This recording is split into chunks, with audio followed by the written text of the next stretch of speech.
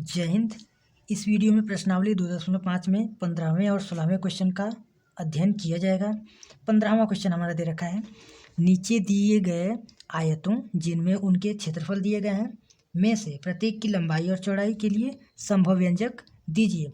अर्थात यहाँ पर आपको दो भाग दिए गए हैं और इन दोनों भागों में से आपको लंबाई और चौड़ाई प्राप्त करना है और ये आपको दोनों भागों में आयतों का क्षेत्रफल दिया गया है।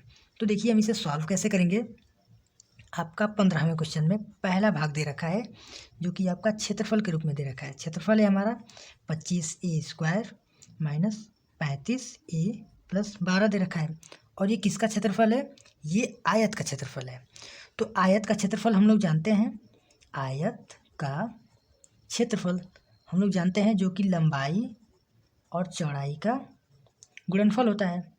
ओके, तो यहाँ पर आप देखिए आपको आयत का क्षेत्रफल दे दिया गया है 25a² माइनस 35a प्लस 12 और आप जानते हैं कि आयत का जो क्षेत्रफल है वो लंबाई और चौड़ाई के गुणनफल के बराबर होता है।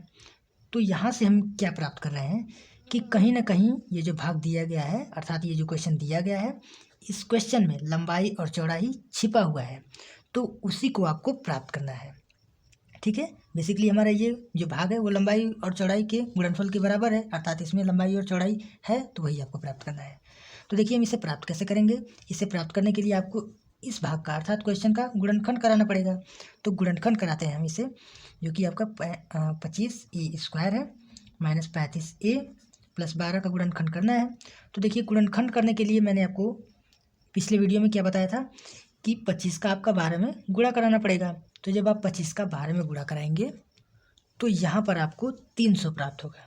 300 अर्थात अब आपको क्या करना है कि 300 का ऐसा गुणनखंड करना है कि यहाँ पर आपको दो गुणनखंड मिलेंगे, तो उन दो गुणनखंडों का आप कुछ इस प्रकार से प्राप्त करिए उन दो गुणनखंडों को कि जब आप उन दोनों का आपस में गुणा कराएं तो आपको 300 प्राप्त होना चाहिए और उसे जोड़ें तो माइनस का 35 प्राप्त होना चाहिए।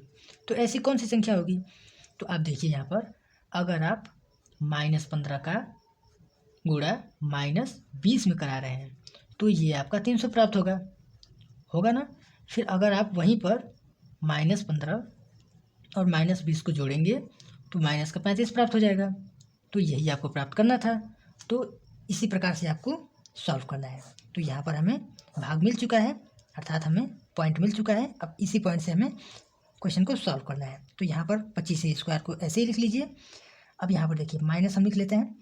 35 को आप क्या लिख सकते हैं? 35 को हम 15 या फिर हाँ कह सकते हैं 15 + 20 लिख ही सकते हैं। 15 + 20 लिख सकते हैं। तो यहाँ पर माइनस है, बेसिकली हमने क्या किया माइनस कॉमन ले लिया इसमें से।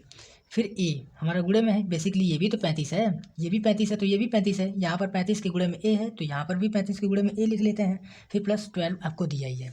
तो यहाँ पर आप देखिए 25a² माइनस का आप गुणा करा लीजिए। तो यहाँ पर आपका, या फिर आप ऐसा कर सकते हैं कि पहले a का गुणा करा लेते हैं। तो यहाँ पर देखिए 15a हो जाएगा, फिर प्लस यहाँ पर 20a हो जाएगा, फिर +12 दिया ही है।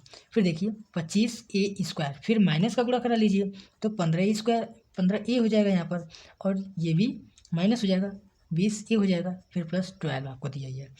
अब आपको यहाँ पर क्या करना होता है कि यहाँ पर इन दोनों संख्या में से और इन दोनों संख्या में से कॉमन लेना पड़ता है।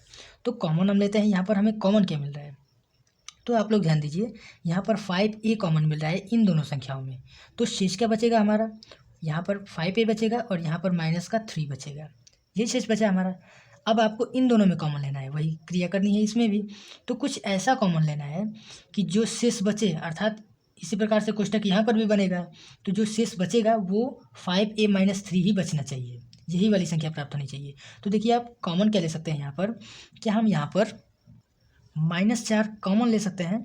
अगर आप -4 यहाँ पर कॉमन लेंगे तो बेसिकली ये प्लस में हो जाएगा, 5a बन जाएगा, माइनस आपने कॉमन ले लिया, और यहाँ से आप माइनस कॉमन लेंगे तो यहाँ पर माइनस हो जाएगा जो कि प्लस है, माइनस आपने कॉमन ले लिया तो माइनस हो जाएगा ये, और यहाँ पर शेष क्या बचेगा आपका 3 बचेगा। अब ये दोनों भाग आपका सेम हो गया। तो अब आपको क्या करना है, इन दोनों को कॉमन ले लेना है। 5a - 3 हमने कॉमन लिया, बचा क्या शेष हमारा? 5a - 4 बचा, यही हमारा बचा। तो यही आपका गुणनखंड हो गया और यही आपका लंबाई और चौड़ाई होगा, क्योंकि लंबाई और चौड़ाई हमें ज्ञात करना था।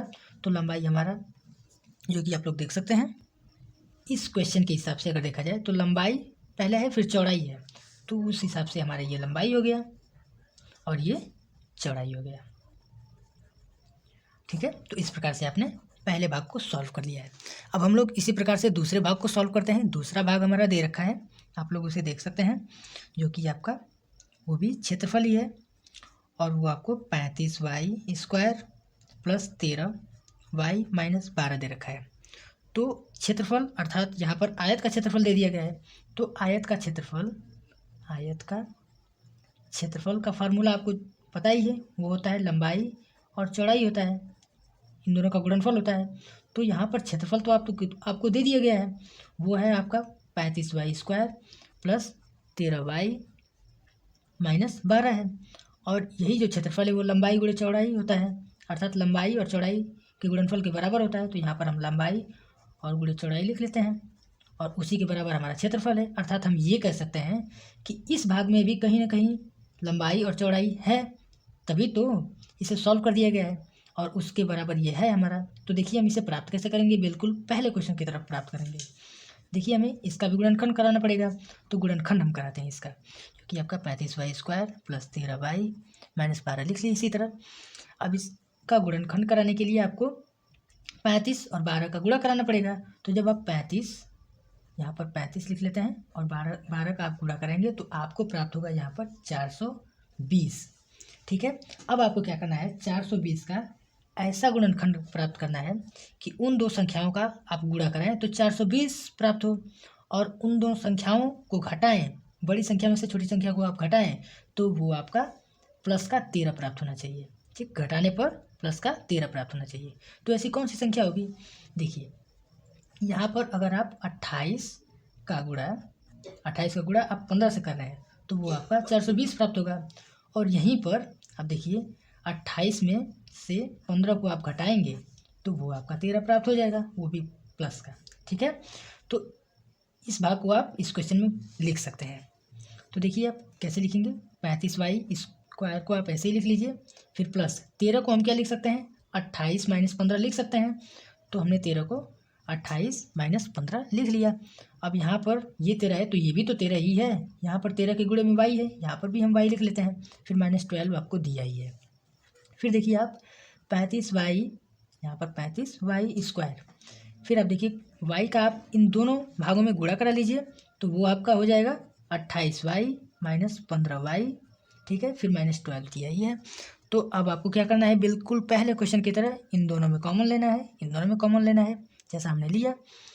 तो देखिए यहाँ पर आप कॉमन लिए तो आप क्या प्राप्त करेंगे, यहाँ से 7y कॉमन ले लिए हम, तो शेष क्या बचेगा हमारा, यहाँ पर 5y बचेगा और यहाँ पर आपका प्लस में 4 बच रहा है, केवल और केवल 4। ठीक है, अब यहाँ पर आपको कुछ ऐसा कॉमन लेना है बिल्कुल पहले क्वेश्चन की तरह कि जो शेष प्राप्त हो वो आपका 5y प्लस 4 ही प्राप्त होना चाहिए। ठीक है, यही वाली संख्या हमें प्राप्त होनी चाहिए। तो देखिए आप यहाँ से कॉमन क्या ले सकते हैं, क्या हम यहाँ से 3 कॉमन ले सकते हैं, माइनस का 3 आप जब कॉमन लेंगे तो ये वाली संख्या प्लस में हो जाएगी कोष्टक में, आपका शेष क्या बचेगा, 5y बचेगा। फिर आप इसमें से भी कॉमन लिए हैं तो देखिए यहाँ पर माइनस कॉमन ले लिए तो यहाँ पर प्लस हो जाएगा और यहाँ पर 4 बच जाएगा। ठीक है, अब हम इसे लिखेंगे कैसे, इन दोनों को कॉमन ले लेते हैं, सेम संख्या है तो 5y प्लस 4 हो जाएगा और यहाँ पर शेष क्या बचा, 7y माइनस 3, और यही आपका गुणनखंड हो जाएगा। तो यहाँ पर आप लोग देख सकते हैं कि लंबाई और चौड़ाई आपको गुणनफल में प्राप्त हो चुका है। तो आप यहाँ से पहचानेंगे कैसे कि लंबाई कौन है और चौड़ाई कौन है, तो आप जानिए कि लंबाई आपका चौड़ाई से बड़ा होता है। तो यहाँ पर देखिए आप अगर देखा जाए तो ये आपका बड़ा संख्या है, बड़ी संख्या 7y माइनस 3, तो ये आपका लंबाई हो जाएगा और चौड़ाई आपका यहाँ पर 5y प्लस 4 हो जाएगा। ठीक, जो कि आपका चौड़ाई है, तो ये आपका आंसर हो जाएगा। अब हम 16वें क्वेश्चन को सॉल्व करते हैं। तो आप लोग देख सकते हैं हमारा 16वां क्वेश्चन है, घनाभों जिनके आयतन दिए गए हैं की विमाओं के लिए संभव व्यंजक ज्ञात कीजिए। तो यहाँ पर आपको घनाभ के आयतन दे दिए गए हैं 2 भागों में और आपको इसकी विमाएँ ज्ञात करनी है। विमाएँ का मतलब यहाँ पर क्या है, अर्थात घनाभ में क्या होता है, लंबाई, चौड़ाई, ऊंचाई तीनों होता है। तो यहाँ पर उन्हीं तीनों को विमाओं की उपमा दिया जा रहा है, ठीक है। अर्थात आपको इसमें क्या करना है कि लंबाई, चौड़ाई, ऊंचाई प्राप्त करना है।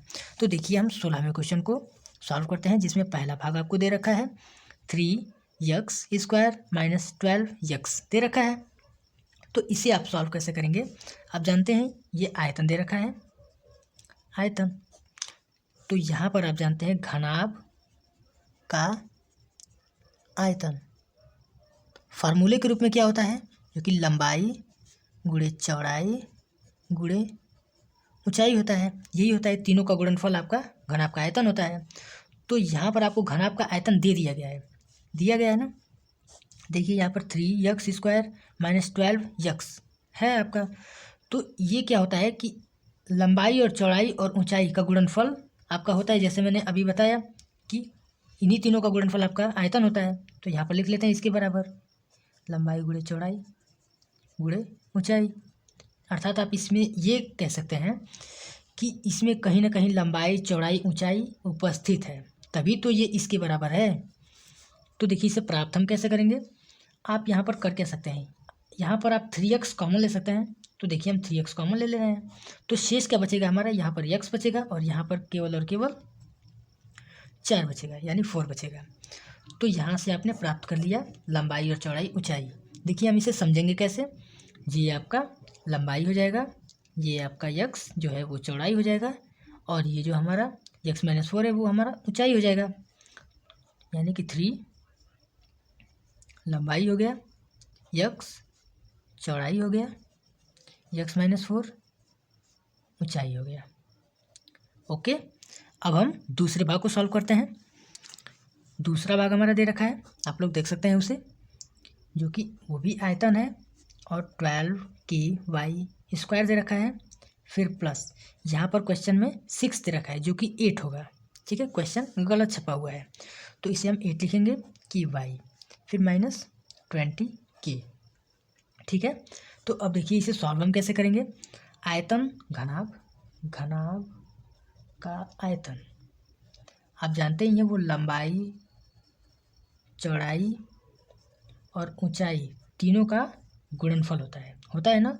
तो आपको दे रखा है 12k इसका आयतन, आपको 12ky² plus 8ky minus 20k यही दे रखा है। और आप जानते हैं अभी मैंने बताया कि ये जो आयतन है वो लंबाई, चौड़ाई, ऊंचाई के गुणनफल के बराबर होता है।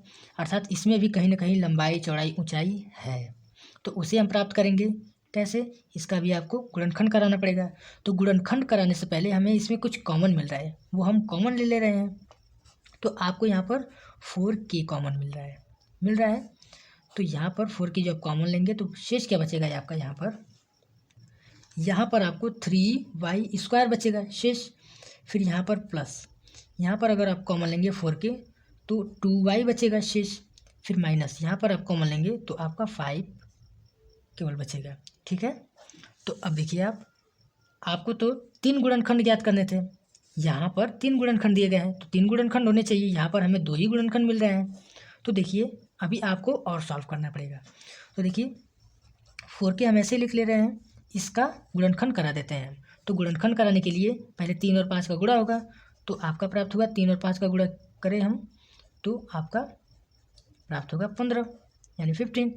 तो अब आपको क्या करना है कि 15 का कुछ ऐसा गुणनखंड करना है कि अगर आप गुणा करें तो 15 प्राप्त हो, और माइनस कराएं उसका तो आपको प्लस का 2 प्राप्त हो, ठीक है। तो देखिए अगर आप 3 और यहाँ पर देखिए 5 और 3 का गुणा करा रहे हैं आप तो 15 प्राप्त हो रहा है, और 5 में से 3 को घटाएंगे तो 2 प्राप्त हो जाएगा, और वो भी प्लस का, बिल्कुल इस क्वेश्चन की तरफ। तो हम ये मान रख सकते हैं।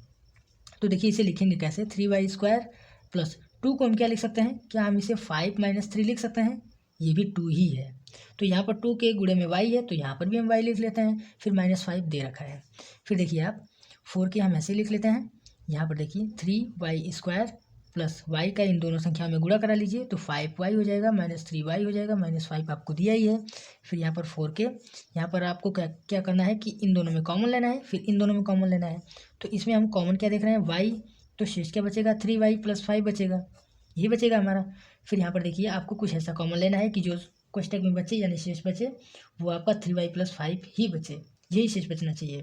तो देखिए आप यहाँ पर -1 कॉमन ले सकते हैं। जब आप -1 कॉमन लेंगे तो यहाँ पर 3y + 5 शेष बचेगा। तो अब आप इसे लिखेंगे कैसे, यहाँ पर 4k लिख लीजिए और इन दोनों में हम कॉमन क्या देख रहे हैं, 3y + 5। तो एक कोष्टक में 3y + 5, यहाँ पर 3y + 5 कॉमन ले लिए हम, तो शेष क्या बचा हमारा y - 1। तो इस प्रकार से आपने तीनों गुणनखंड प्राप्त कर लिए हैं। ये आपका पहला गुणनखंड, ये आपका दूसरा गुणनखंड, ये आपका तीसरा गुणनखंड, और ये आप उसी प्रकार से ये क्या हो गया, आपका लंबाई हो गया, ये आपका चौड़ाई हो गया, ये आपका ऊंचाई हो गया, यानी हाइट हो गई। ठीक है, ऊंचाई हम लिख लेते हैं।